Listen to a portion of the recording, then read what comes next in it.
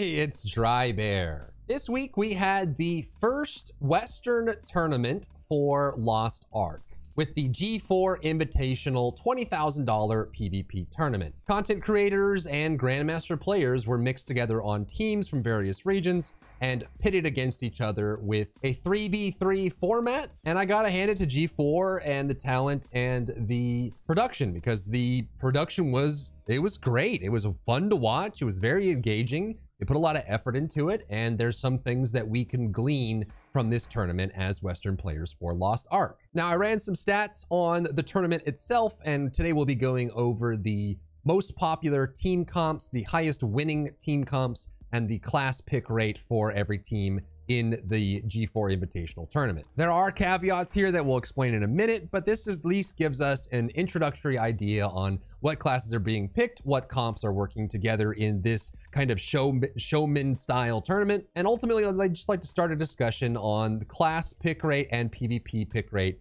in the meta that's developing for the West. So let's go. But first, if you have any questions or comments for me, you'll find me live every day on twitch.tv/Drybear. Who knows? I might even be streaming right now. I'd like to begin with all the caveats, because I know these are going to show up in the comments and in the discussion itself. Firstly, while this tournament was for $20,000, there was a prize pool and there were a lot of players that had experience in the tournament itself. It's hard to ignore the fact that part of this tournament was done as promotion, because you're getting content creators and people that haven't been exposed to the game at all and had to quickly rush and download it, play it.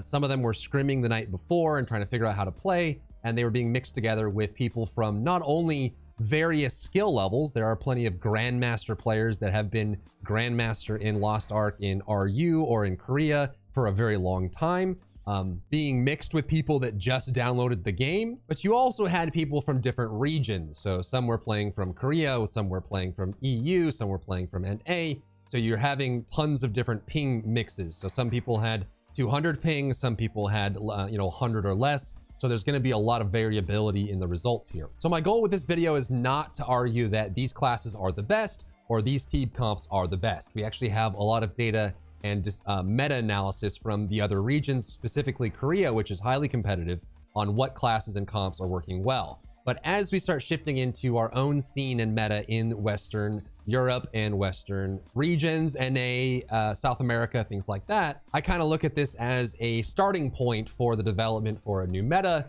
and for how the game is played for us. Now, normally with pick rates of a small sample size of a tournament like this, you'd like to see things where there weren't mirror matches being removed. But because there weren't that many matches, I kind of kept those in, and you'll see that in the stats below. And although players that were just introduced to Lost Ark were brought in to play, most of them did their homework or worked with the Grandmaster players that were on their team and discussed team comps, what class to play, and a lot of them did one-on-one duels and practice scrims and scrimmed each other and had a lot of discussions on what they should pick, what they should play, and how to play it. So this wasn't a completely eyes closed experience, even for the people that just got into the game. There was a lot of knowledge on, they made sure to make sure that there was a Grandmaster player at least on every team, or there's a lot of experience on average, so that it kind of balanced itself out. Looking at the class popularity right off the bat, we can see that Scrapper, Soulfist, Sharpshooter, Deadeye, and Striker made no appearance at all. They were not picked. Some classes were picked very infrequently, or they were swapped in for specific counter matchups where they wanted to try out a War Dancer, or they wanted to swap in a Deathblade or something like that. But these 5 classes did not make it into the tournament at all. Moving up the popularity, Artillerist was in 4 total games. Both of the matchups with Artillerist were a 0 and 2. So out of 4 games, the Artillerist won 0 times.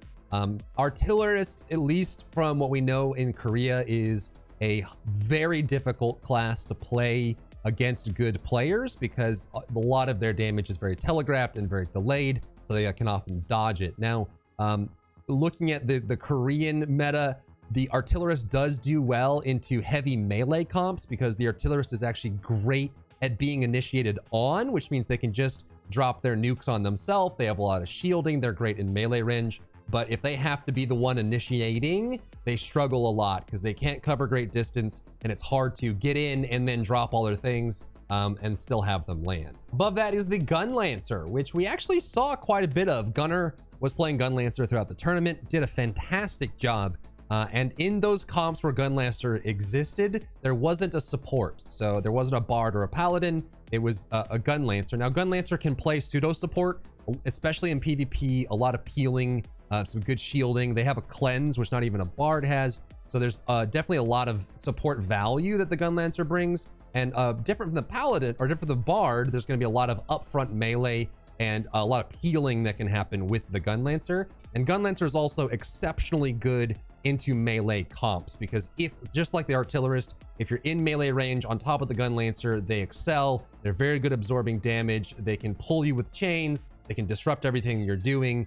So they struggle a little bit into ranged classes, but if you're running a Gun Lancer against a double or triple melee comp, you're going to have a huge advantage. Above that for pick rate is the War Dancer. This one is, I think from Korea, a lot of people expected this because War Dancer is highly coveted in Korea. High damage reduction with a few of the abilities, lots of great buffs, good movement speed, and lots of disruptions. Not only are they able to deal out damage and do good combos, they also have lots of damage reduction, which can go a long way. So a lot of games where you saw War Dancer in the team comp, they ended up taking, you know, second most or highest amount of damage on their team, which means they were playing this damage soak, disruption, and damage dealing setup. And I think a lot of people are expecting War Dancer to see some kind of adjustments coming in the next few patches. Above the War Dancer is the Bard. And I think just like having, I mean, almost all of the comps had a Bard or a Paladin. We did see a few triple damage comps with Artillerist, Shadowhunter Deathblade, and Shadowhunter Sorceress Deathblade. But I think a lot of these ended up struggling significantly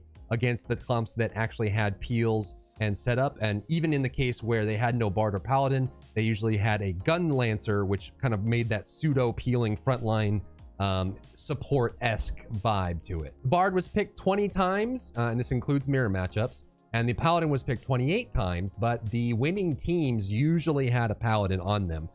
It's interesting because most of the Bards that were in the tournament are very, very good Bards. They have been playing at Grandmaster for a long time, highly experienced and very reliable. Same goes for the Paladins. So to see the Bards drop lower, I mean, it could just be the matchups, it could just be who was on the teams or whatever. But this kind of does mirror the Korean meta where Paladin is favored in PvP, S rank for sure.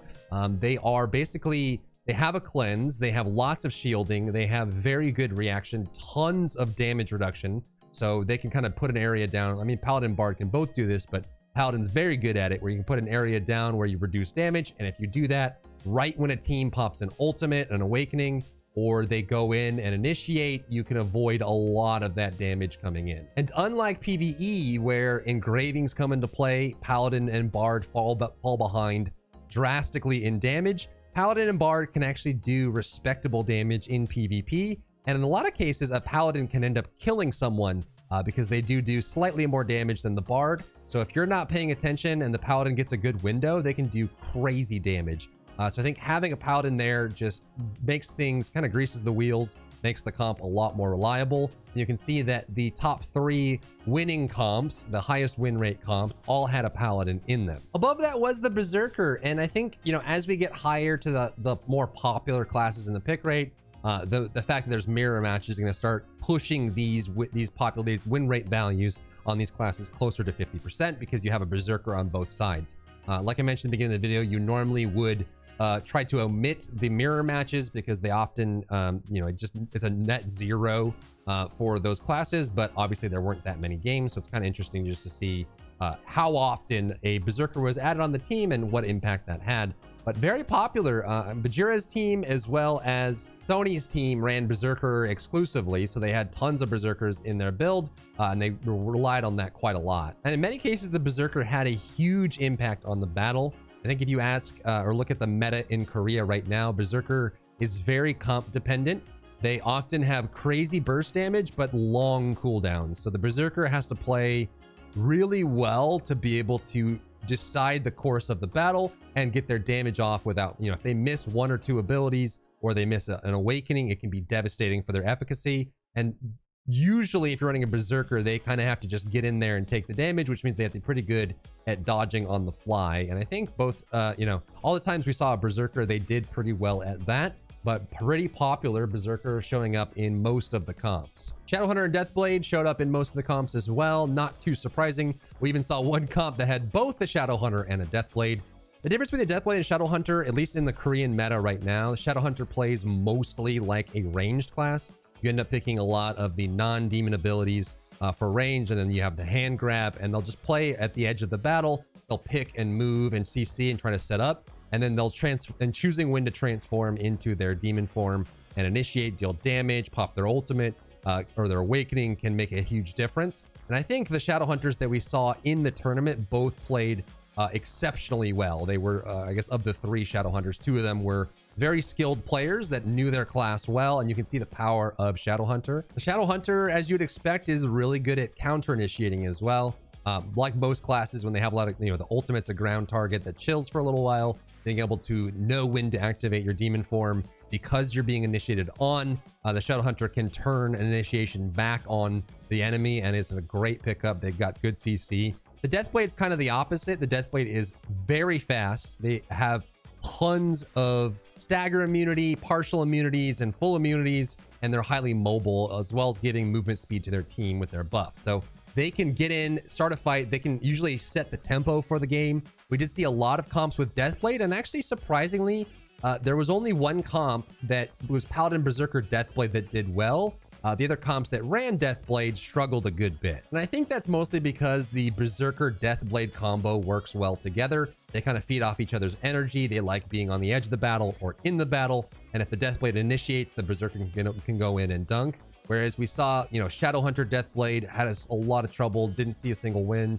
Sorceress Deathblade DPS combo also struggled a good bit. And I think it's because the Sorceress wants to sit back and play reactive. And if they go in together, they just don't have the same kind of pacing. But again, this could also just be the players playing, or the setup, or the matchup that they had. And at the very top is Sorceress, showing up in almost every single comp that we saw in the G4 Invitational. There are a few reasons for this. I think the Sorceress is a class that can deal, without a doubt, in one of the highest, if not the highest, amount of burst damage when played properly. A very reliable class that can sit at range and doesn't need the same kind of melee awareness or you know, flow of battle awareness. Now obviously that still is useful, but is a highly dependable class that you can lean on a lot. On top of that, they have good CC. It's very reliable. They have the grab zone where they can pick people up and slam them back down.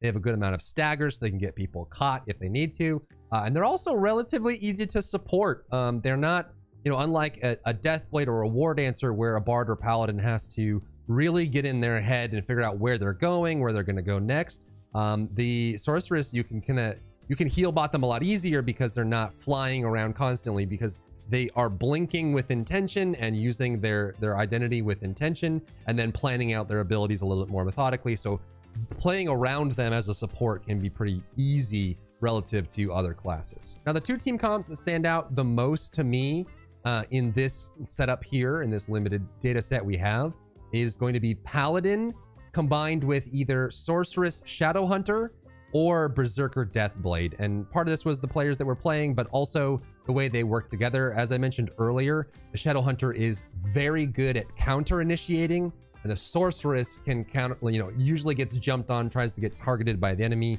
The Shadowhunter can play support, the Paladin can play support, and they kind of play around the Sorceress. The Sorceress usually needs team support and, you know, being lifted up by her teammates. Paladin and Shadowhunter do that exceptionally well. And on the flip side, Berserker and Deathblade are kind of the opposite end. They like to aggress, they like to be forcing the issue, they like to be pushing the front line and getting in and initiating themselves. And I think Berserker and Deathblade work really well together, and we saw that in the tournament. But I'm curious to hear what you guys think. Do you think that the classes were well represented? Obviously, I think classes like Soulfist and Striker not making it into this tournament were a bit of a miss. Soulfist, like the War Dancer, has tons of damage reduction, good CC from range, lots of disruption. She can play at mid-range or she can play at close range. and she can, just like the War Dancer and the Shadow Hunter, can play off the flow of battle and play almost a flex support role. So Soul Fist, I was surprised not to see any. It's a little bit harder to play, I guess, especially without your engravings in this case, because you still have to manage your 3 hype states. You still have to manage your key and not go down to 0. So maybe it was just there weren't Soul Fist players in the tournament. And Striker also I would consider an A tier class, very strong. Unlike the War Dancer, which is a little bit more defensive with the damage reduction, Striker has tons of combo potential, good movement, lots of burst, and can punish people if they get caught out very excessively. But we didn't see any in the tournament, unfortunately. Deadeye and Sharpshooter, I'm not too surprised. I think Sharpshooter definitely at the bottom of the tier list as it stands now. And Deadeye being a little bit better than the Sharpshooter, being able to swap and move. But the difference between you know, a Deadeye and a Gunslinger, the Deadeye is very good into melee comps because they excel when they're in melee range. They struggle a little bit into ranged comps because clearing that distance as a squishy Deadeye can be tough for a Deadeye player, whereas the Gunslinger can kind of play that, though they do in PvP where it's equalized have similar kits and can still use rifle skills, shotgun skills, and pistol skills. What were the takeaways that you saw from the tournament yourself? Did you see any breakout plays or class swaps? We did see a few times where a War Dancer was brought out or a Shadow Hunter was swapped for. I was excited to see a Gun Lancer in the team comps, making a good difference and actually showing really, really good promise. And my biggest hope for this tournament as a presentation for Lost Ark Western PvP is that it may have ignited the fire in people to get interested in playing more Lost Ark PvP. So hopefully we start seeing people getting involved in the proving grounds and getting involved in PvP and just joining the scene. We actually see a lot more community tournaments popping up even this week, right after the G4 Invitational. There's tons of community tournaments showing up. So if you saw it and you're excited, I just wanted to put this together to show off what was picked, what was played, and kind of open the discussion. So let me know down in the comments. Thanks for tuning in. If you enjoyed yourself today, leave a like down below. You can support me and my work on Patreon and view Patreon exclusive content, link in the description. Thank you so much for tuning in, and I'll see you in the next one.